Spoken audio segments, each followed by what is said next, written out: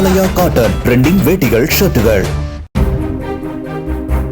2026 தேர்தலில் திமுகவுடன் தான் போட்டி என்று கூறுவதை தவிர தவேகாவினருக்கு வேறு ஏதும் தெரியாது என பாஜக தேசிய பொதுக்குழு உறுப்பினரும் நடிகருமான சரத்குமார் விமர்சித்துள்ளார்.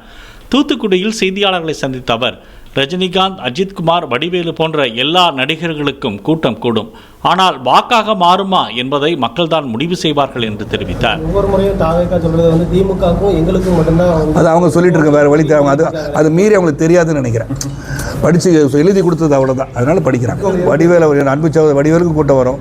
அதான் பல தடவை சொல்லிட்டு இதே கேள்வி தானே, பல முறை சொன்னது தானே. நாளைக்கு வந்து அன்பு சகோதரர் அஜித் போனாலும் பெரிய கூட்டம் வரதான் செய்யும், ரஜினிகாந்த் சார் போனாலும் அதே கூட்டம் தான் வரும்.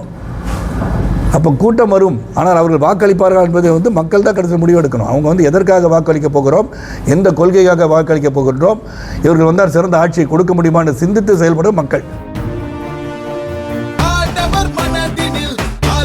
ஆலயா காட்டன் ட்ரெண்டிங் வேட்டிகள் ஷர்ட்டுகள்.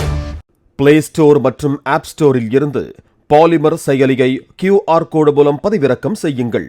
செய்திகளை உடனுக்குடன் பெறுங்கள்.